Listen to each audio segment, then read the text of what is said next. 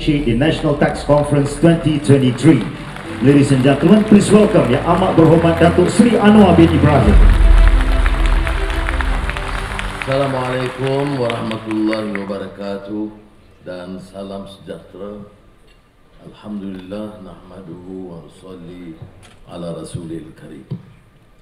Datuk Dr. Nizam dan keluarga Lembaga Hasil Dalam Negeri, Saudara Datuk Cian dan pengurusi dan kuasa penganjur TKSP dan tetamu-tetamu yang saya muliakan.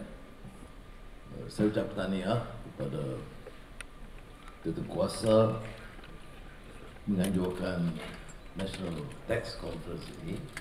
Saya difahamkan kali yang ke-23 dan saya nak kesempatan ini pertama untuk mengucapkan penghargaan, terima kasih kepada keluarga Lembaga Hasil Dalam Negeri kerana sepanjang memantau tugas mereka 8 bulan ini, saya bangga dengan prestasi KLCC.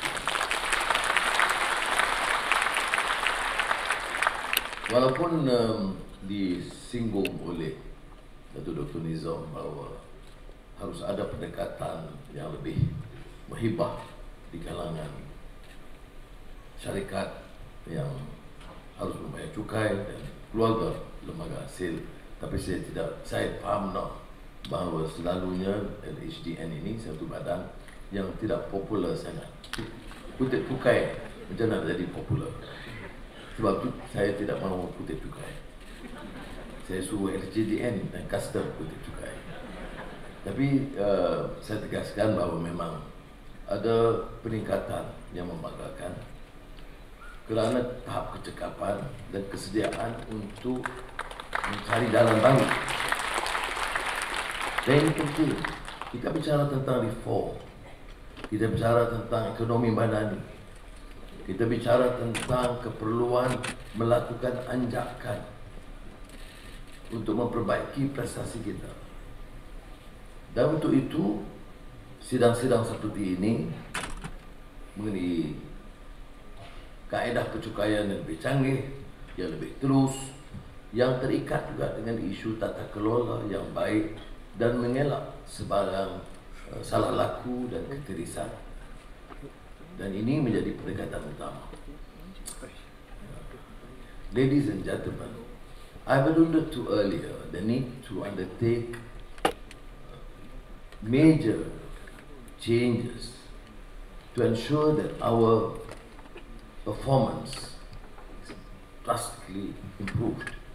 I've referred to reformers, earlier reformers like Abdul Rahman Ibn Khaldun in his magnum opus, the Muqaddimah, and the Northern Sung dynasty reformer Wang Anshe, who made it a clear remark that taxation is necessary but never overtax, and it should never be seen as a burden to the people. So I think that principle we must adopt. The changes that we will have to take, including in the forthcoming budget, will be clearly formulated based on these sound principles. Taxation is only when necessary, and it should never be seen to be as a burden to the public and the business community, because it is our intention to ensure that investors, be it foreign or domestic, see this as an opportunity to enter into a business enterprise that would reward them. At the same time, to instill this sense of belonging, sense of responsibility, consistent with the Madani concept, that you have a role to the family, to the society, and to the nation. And there are others who have been deprived and marginalized,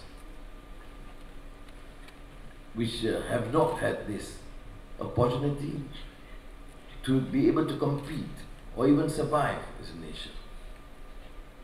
And this is clearly formulated in the ekonomi madani, empowering the people ataupun memperkasakan rakyat. And again, I need to reiterate the point that LHDN or Hasil has a major responsibility in this regard. You are entrusted with the task of ensuring that the government finances is sound, not to be abused, not to be spent on luxury items and to be taken for granted by leaders who hold office. And we have seen this track record in this country in the past, where positions of power is an opportunity to amass personal wealth, enrich their family members or cronies. So it is therefore pertinent that we work as a family committed to some ideals and principles. And this is to me clearly what we have learned, what we need to learn. We have experienced, for example, a major crisis in 1997-98. We have encountered this COVID-19. And what have we learned? We suggest that now is post-normal times. We talk about paradigm shift. But in our policies, we sometimes ignore the need to reform and also to make the necessary shift, depart from the past. I often quote Schumpeter's gale of creative destruction, when, as W.B. Yeats referred to as the center cannot hold. Things fall apart, the center cannot hold. Economic crisis, political instability, social turmoil, poverty-stricken people. The center cannot hold. But we must use this opportunity, seize this opportunity to embark on changes, and that includes, of course, taxation policies and tax reform. And again, was referred to by Schumpeter's gale of creative destruction. There is destruction, not of our choice, but we have to deal, not a complete disaster, but Malaysia, for example, have to deal with 1.5 trillion debt, 5.6% deficit. So we have to be creative.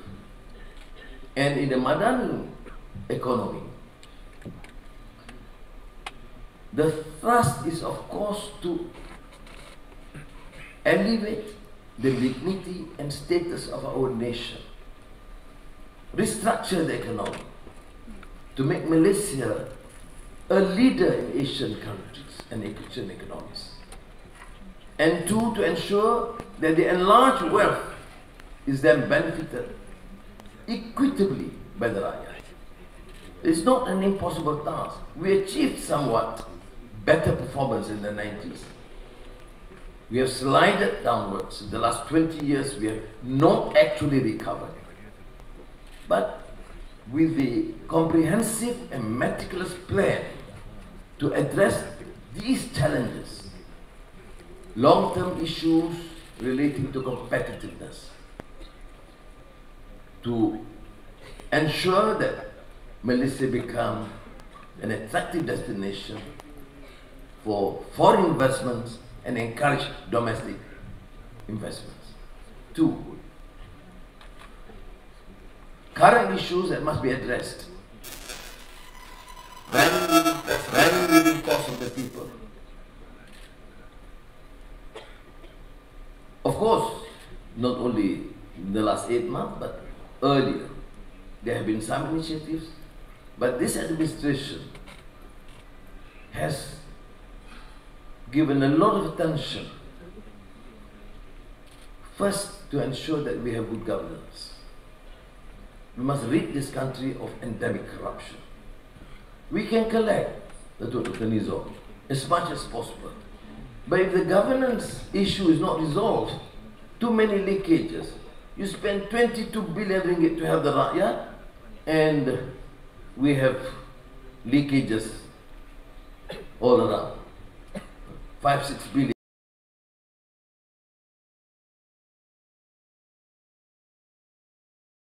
Or Jana Willpower, whatever, and yet funds have been siphoned off. Now this has to stop and must stop now. And mind you, I will not, this administration will not compromise. It does not matter. As I said earlier, whether you are a minister, you are a Tun, you are Tan Sri, you respect the law or we will have to go after you. Yeah. But if you can deal with the issue of good governance, then we can deal with the issues affecting our people. What is the priority in the budget, Madani 2023?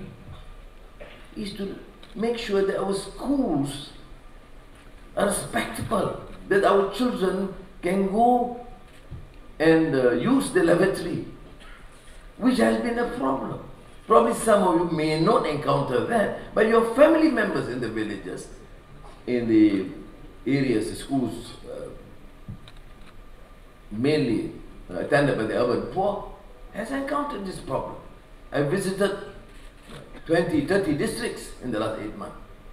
Without exception, almost every school will have problems. 6 lavatories, 4 not functioning. 8 lavatories, 2 not functioning.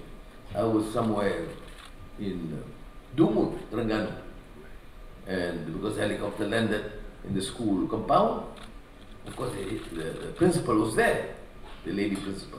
So I asked, Cikgu, tandas di mana? Okey.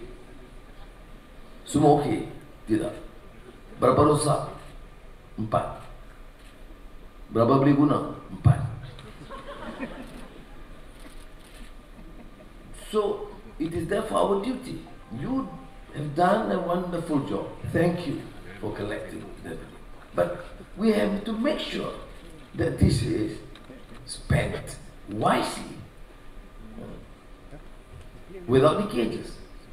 So that has been the priority, with of course an additional fund to repair rural clinics. How much have we to spend? 1.4 billion ringgit just repairs, which means that we have ignored this sector. They are our children, and we want to talk about quality education, democratization of access to quality education, and they are not treated fairly and equally. What is justice? John Rawls made that reference, a political economic philosopher. Justice is about fairness. The system of governance that you support, that we all work together, must be effective and poor. So 1.4 billion. I've gone to places. This country is peaceful. Yesterday was Hari Pahlawan. So we never ignore the fact that one of the greatness of this nation, a multiracial country, where there are Muslims, Christians, Hindus, Buddhists, and others, that this country is peaceful. Rarely do we see a country this diverse, maintaining peace and harmony. And this is therefore a very fundamental issue that cannot be ignored. And don't take it for granted. So, yesterday and last night, I expressed my profound appreciation, thanks and gratitude to our army and police force for their contribution. But their remunerations have to be fair, and their living conditions cannot continue at this state of affairs. So I had to spend immediately, including ESCOM. ESCOM, for your information, is an area where we experienced this attack by Sulu terrorists last few years. But the facilities there their living conditions is atrocious. To have immediately to spend 40 million ringgit, which is not budgeted for. That's why I've been asking Dr. Nizam, please collect more money. And you have done so. Thank you very much. And for the living conditions of the police generally and the army, I have to allocate 200 million each. Again, not budgeted for. But because that's what we see. I was in Lok Kawi, in the camp, no water. You see, or at least the water supply is adequate for 1/3. So when you talk about uplifting the economy, to make sure that we are among the top 30 largest economies of the world, which is essential, and we can do it, and I'm convinced we can do it. But we have to make sure that the principle of caring, of compassion and rahmah is there, including the labor share of income in this country. Female labor force participation must be increased. I mean, of course, they have a choice to work or not. And of course, people do question, what do you mean women are not working? They work at home. They take care of our children. So how do we then recognize and compensate their efforts? And when you talk about rahmah, I must of course commend our late Allah Yarham, Salahuddin Ayub, who did a fantastic job in pushing the agenda forward. And again, last 2 days, when we celebrated Hari Consumer, Hari Pengguna, I had to allocate another 50 million ringgit to make sure that this Kedai Rahmah goes down to help our communities. So just, in one speech is a few hundred million already, and good luck, Dr. Nizam, you have to get back the money. So the Economy Madani framework will serve as the foundation for several other specific policies that will be announced in the coming 4 months. In the coming few months. The Economic Minister has announced the National Energy Transition Roadmap, and ministers will be assigned daily to announce the follow-up policy and program to the Economy Madani concept. In the next few weeks, we will announce the Industry Master Plan, and following that, the midterm review of the second Malaysia Plan, and only in October will be the Belanjawan Madani Kedua. So I want to take this opportunity again to thank Seri and also the President of Chartered Tax Institute Malaysia for organizing this conference. I've seen a very elaborate and serious major topics for discussions. My only suggestion is that we take a very open, positive view of the need to undertake reform and changes, including in our taxation policies. And I will be guided by you to tax or not to tax, Shakespearean. And I will look forward to engaging with Hassan to get their input, their suggestions, how to effectively undertake or adjust some of our policies or introduce new taxation measures, accepting the fundamental principle that I have mentioned earlier, that for a country, our policy is to tax when it is absolutely necessary, and number two, it should not be ever to be considered as a burden to the taxpayers. Our intention, of course, to encourage them to be more productive and contribute to the nation. But, as you know, for a growing economy with such ambition and to contribute to the welfare of those who have been deprived and marginalized.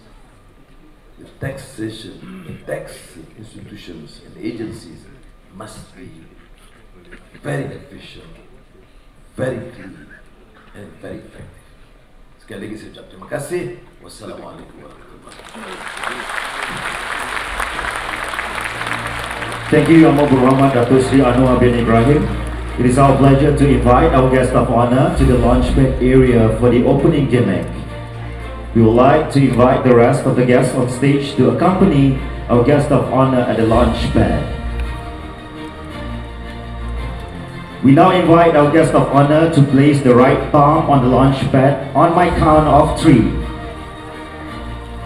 1, 2, 3.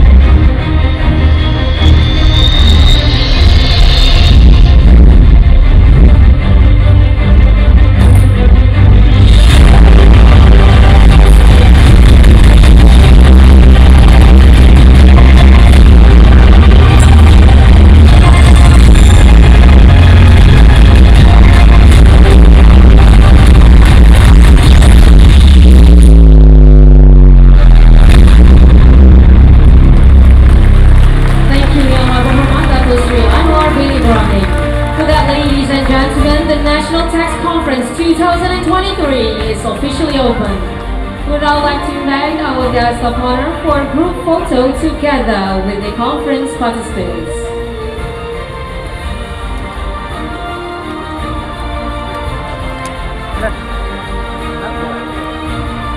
Photographers and media can come on stage for the group photo.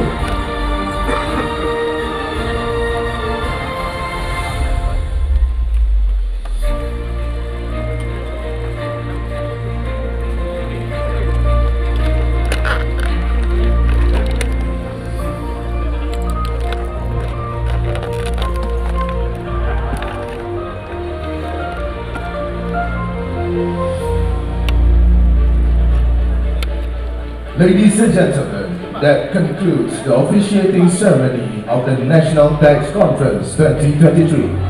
Once again, we would like to express our utmost appreciation to our guest of honor, Yang Amat Berhormat Datuk Seri Anwar bin Ibrahim, Prime Minister, for officiating the National Tax Conference 2023.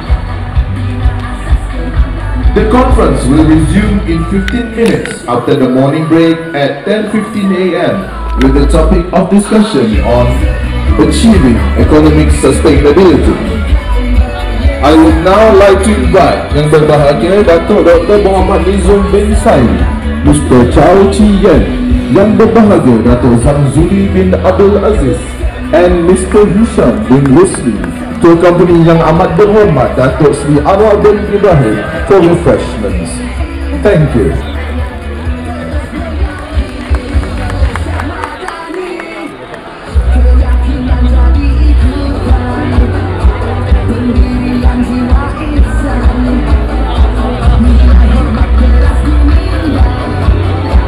Ladies and gentlemen, we will break for morning refreshments. Please be reminded that the first session of the conference will start at 10:15 a.m. Please be back in this hall by that time. Refreshments for speakers, panelists and invited guests will be served at Hall 6A, Level 1. I repeat, for speakers, panelists and invited guests, refreshments...